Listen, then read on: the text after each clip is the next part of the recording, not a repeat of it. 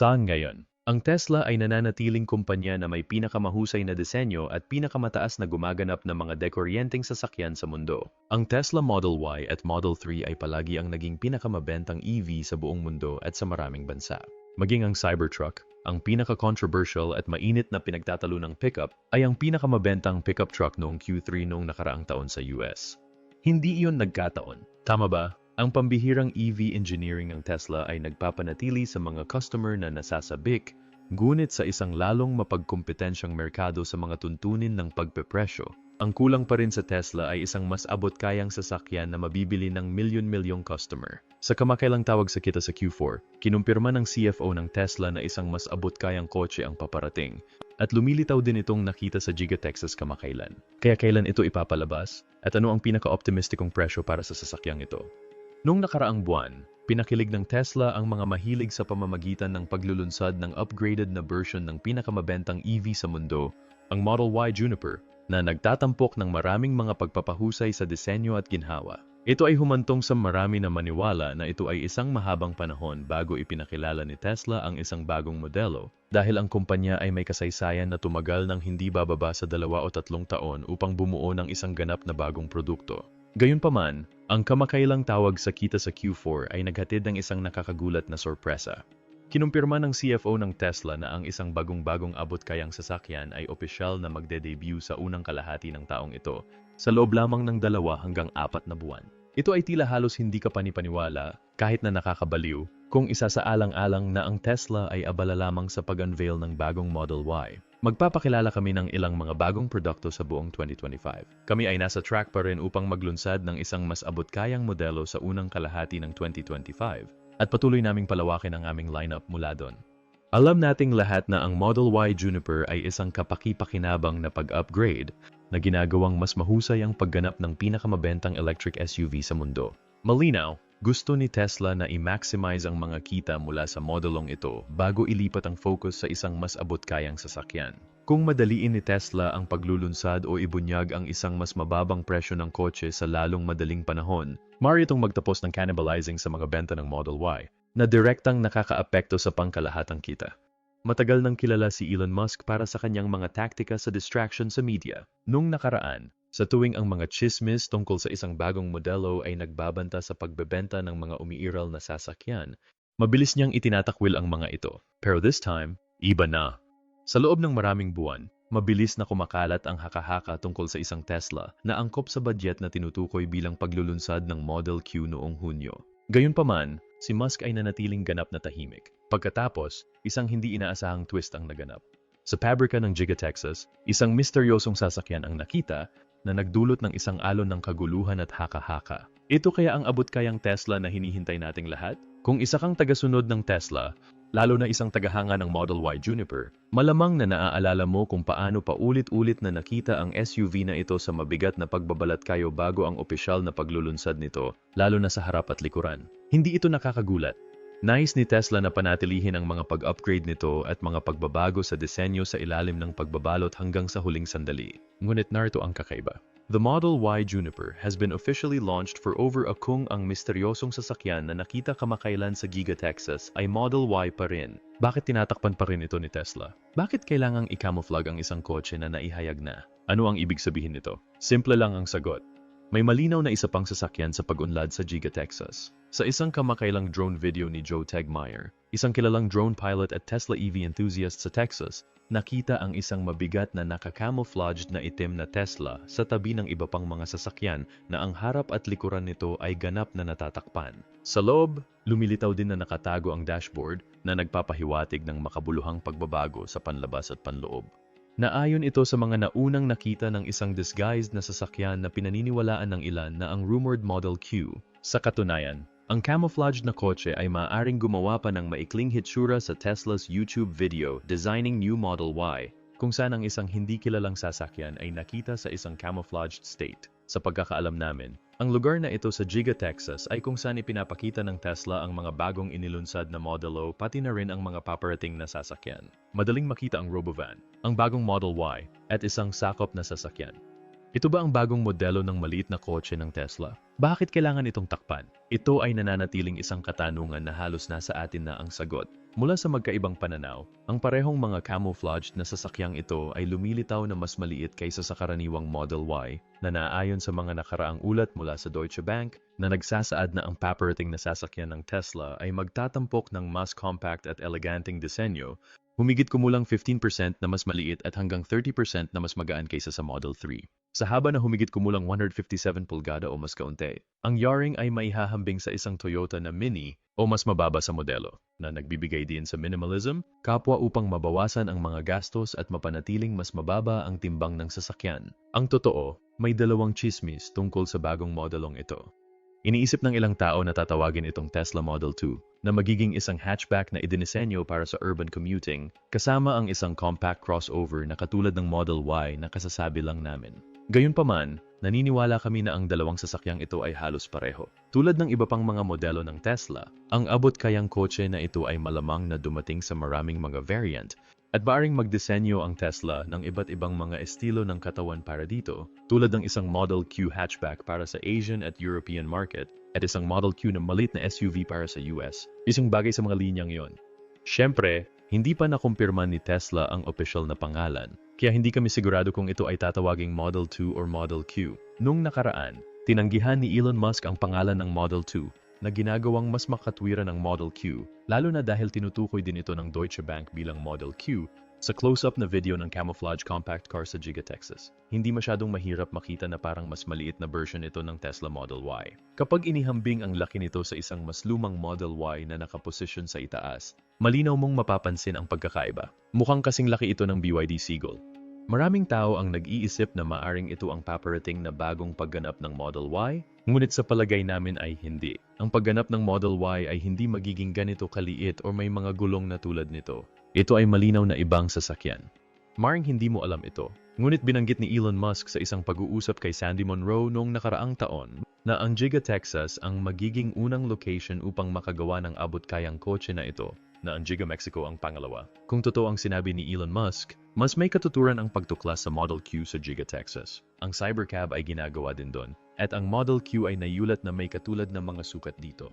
Mula sa alam namin, gumagawa din si Tesla ng mas malaking version ng Model Y na may 7 upuan. Kung tumpak ang impormasyong ito, magkakaroon ng Tesla ng 3 magkakaibang laki ng variant ng SUV sa taong ito.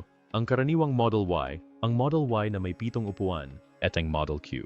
Maaaring binuo ni Tesla ang bagong sasakyang ito sa nakalipas na 12 buwan. Nabanggit ito ng maraming beses sa mga ulat ng kita, kasama ang pinakabagong confirmation sa tawag sa mga kita sa Q4. Sinabi rin ng CFO ng Tesla na ang abot-kayang modelong ito ay magde-debut bago ang Hunyo 2025. Sa ngayon, Pebrero na, ibig sabihin, 4 na buwan na lang ang natitira sa Tesla para matugunan ang timeline na iyon. Malinaw na kakaunti lang ang alam natin tungkol sa kotseng ito. Gayunpaman, maaari kaming magbigay sa iyo ng ilang karagdagang detalye na malamang na maitampok sa Model Q. Ang ilan ay nagmula sa mga ulat ng Tesla, habang ang ibang information ay na-leak ng mga panloob na empleyado o nagmula sa Deutsche Bank. Kahit na may mga hakbang sa pagbawas sa gastos na hindi mo kailangang mag-alala, malamang natitiyakin ni Tesla na ang interior ng Model Q ay angkop para sa presyo nito, habang namumukod-tangi pa rin sa mga kakumpetensya sa segment nito. Isa sa pinakamahalagang aspeto ng Model Q ay ang pagganap nito. Dahil sa mas maliit nitong sukat at na-optimize na gastos, ang modelong ito ay malabong magkaroon ng mataas na kapasidad na baterya tulad ng mga premium na modelo ng Tesla. Gayunpaman, iminumungkahi ng maraming pagtagas na maaring maglabas ang Tesla ng 2 variant, isang version ng single motor na RWD at isang mas premium na AWD dual motor, long-range na variant. Ayon sa mga leaked na dokumento at sa Q3 financial update ng Tesla, ang Model Q ay gagamit ng mga lithium iron phosphate na baterya, ang pinakaabot-kayang mga cell ng baterya habang naghahatid pa rin ng matatag na pagganap. Ang isang ulat mula sa Deutsche Bank ay nagmumungkahi na ang Model Q ay ilulunsad na may 2 kapasidad ng baterya, 53 kW at 75 kW, sa 2 variant.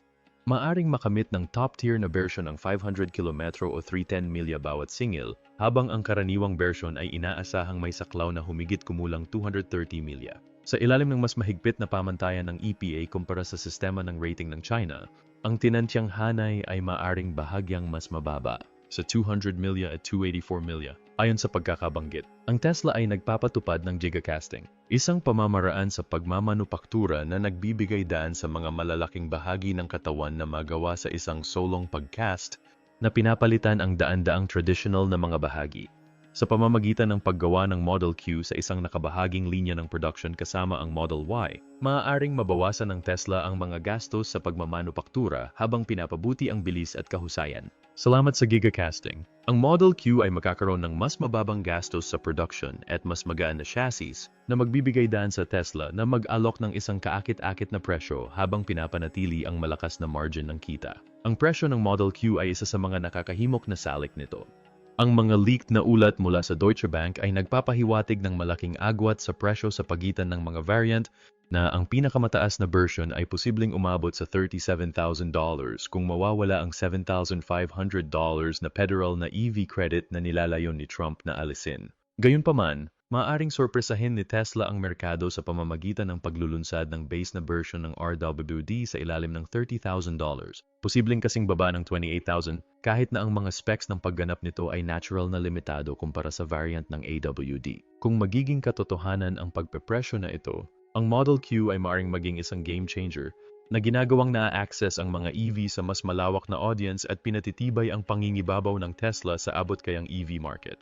Nung nakaraang taon, isang panloob na mapagkukunan na pamilyar sa proyekto ay nagsiwalat na ang Tesla ay naglalayong gumawa ng 10,000 Model Q unit bawat linggo, katumbas ng 500,000 na sasakyan kada taon. Sa una, ang production ay magaganap sa China na susundan ng pagpapalawak sa US, particular sa pabrika ng Fremont sa California. Gayunpaman, ang production sa Germany ay malamang na hindi dahil sa mataas na gastos sa paggawa.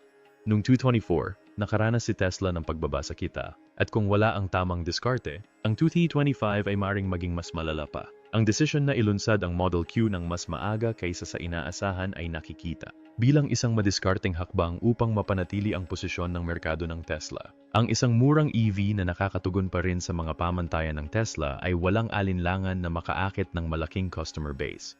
Tulad ng nauna naming nabanggit, ang Tesla Model Q ay inaasahang ipahayag sa unang kalahati ng 2025 sa paligid ng Hunyo. Mamarkahan nito ang unang pagpasok ni Tesla sa abot kayang segment ng EV na posibleng mag-udyok sa isang bagong panahon para sa pandaigdigang merkado ng EV. Kung ang lahat ng mga leaked na detalye ay magpapatunay na totoo, ang Model Q ay maaring maging susi sa tagumpay ng Tesla sa taong ito at muling ihubog ang industriya ng dikuryenteng sasakyan.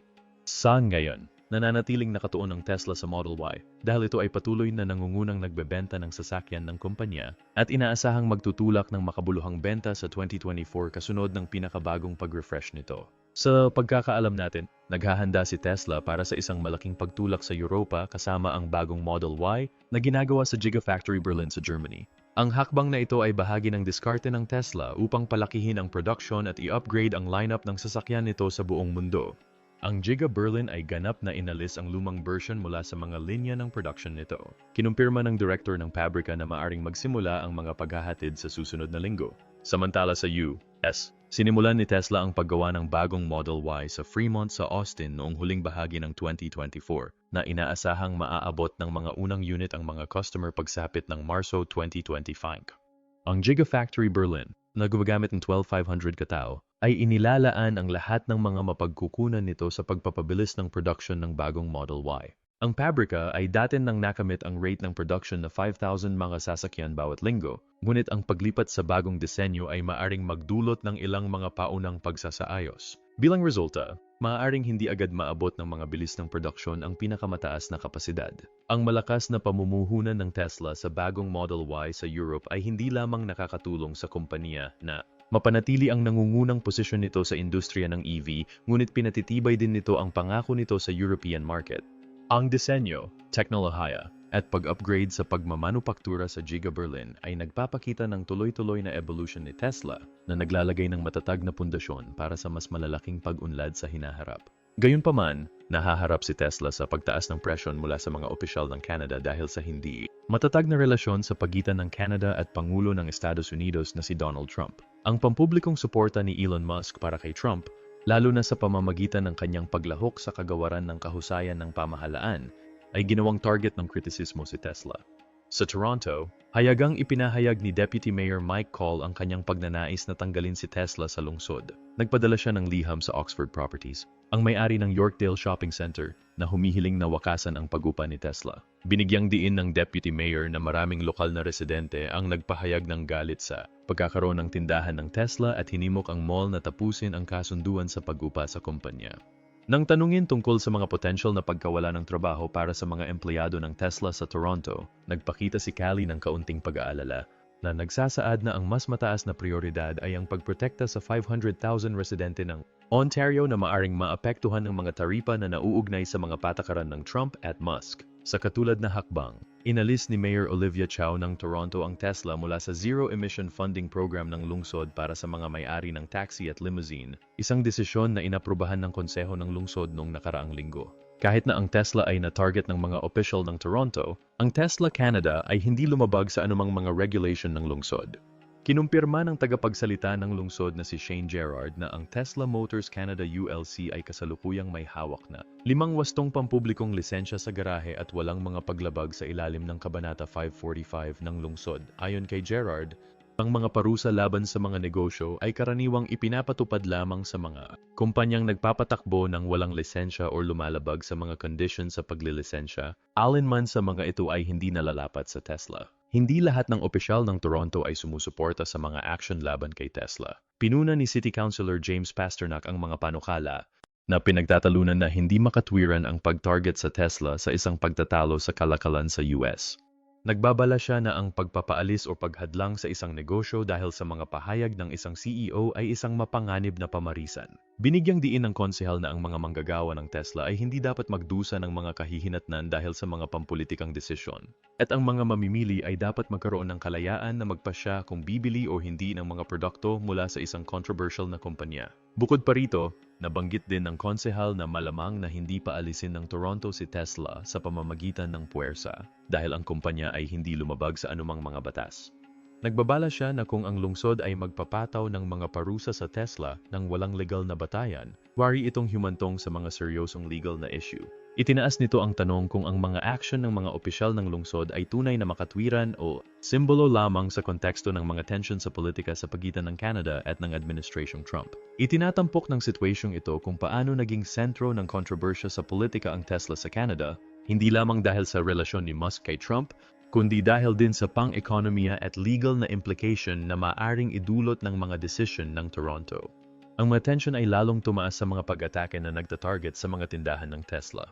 Isang Tesla dealership sa Salem, Oregon, ang naging target ng pamamaril noong Miyerkules ng umaga.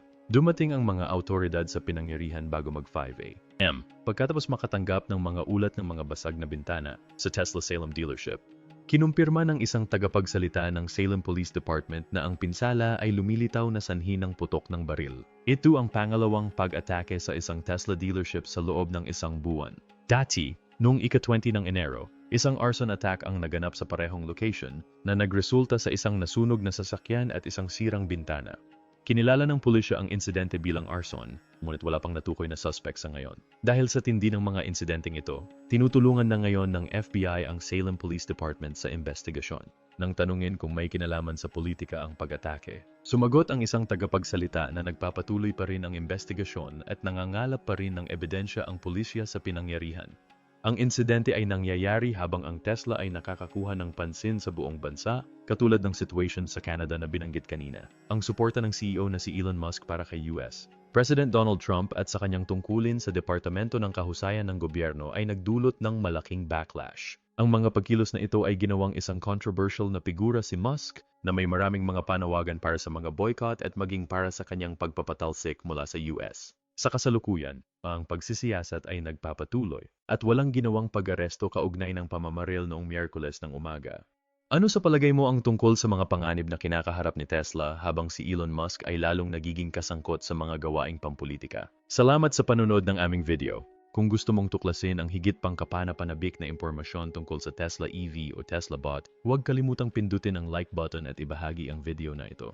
Gayon din, siguraduhing mag-subscribe at i-on ang mga abiso upang hindi mo mapalampas ang aming mga pinakabagong video. Pinahahalagahan namin ang iyong suporta at inaasahan naming makita ka sa susunod na video. Paalam!